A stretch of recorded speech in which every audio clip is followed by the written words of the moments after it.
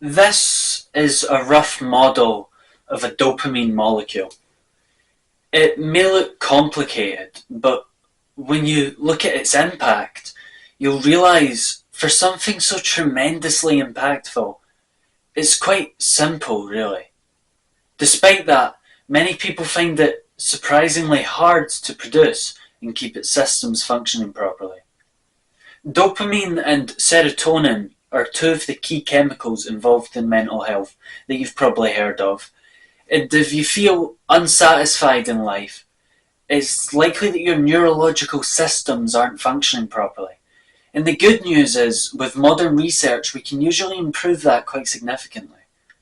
This is due to neuroplasticity. The brain isn't fixed, it can be molded, which means that you can basically train your brain in a way. Now, onto the steps. If one step doesn't apply to you, or you've already got that step in the bag, that's great, and you can continue to the next step. Firstly, we want to reduce the amount of decisions your brain has to make. Your brain has a limited amount of mental energy for deliberate decision making. The prefrontal cortex gets fatigued with repeated use throughout the day. To do this, we can build a system of habits that reduce the mental strain on your mind. To start fixing your life, you need discipline, which can be problematic because people with lives needing fixing likely are lacking sleep, are fatigued and stressed out, which all impacts your willpower and level of discipline. Starting a full routine at once is probably going to strain your willpower, and your routine will likely end up collapsing.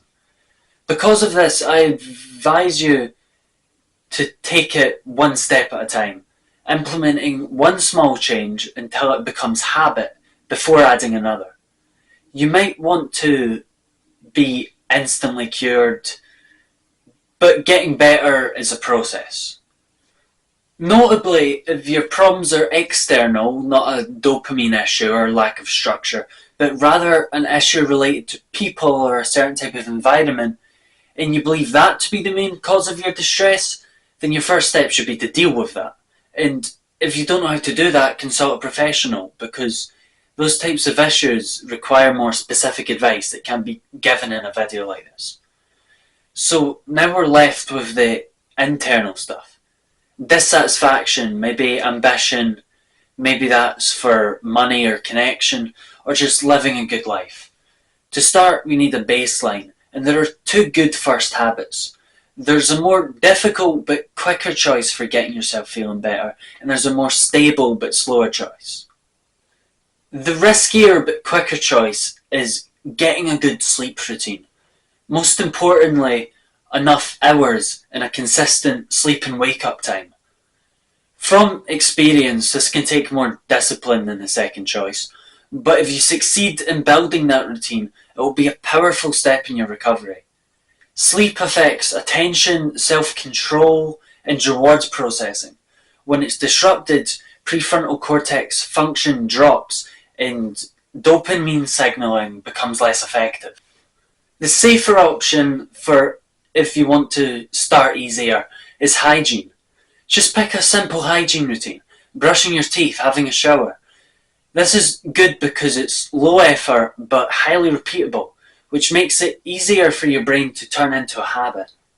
It also gives you a small, reliable win early in the day, which helps reinforce the identity of someone who follows through on what they say they'll do, which should help build you to larger discipline changes. It doesn't have to be hygiene.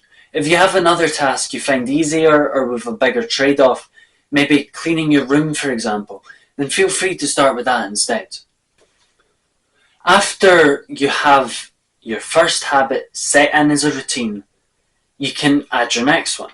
Then let it set and repeat until you have a stable baseline.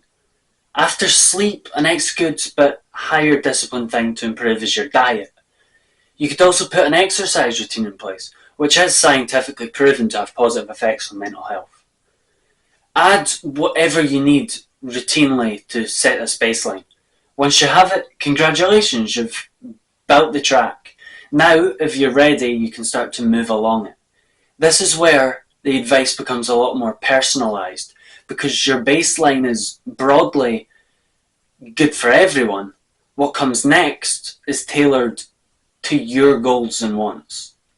From here, you need to think of what you want and how you'll get it. Maybe you want to get out and socialise. Maybe you want to get a job. Maybe you want to go to college or self-learn a topic.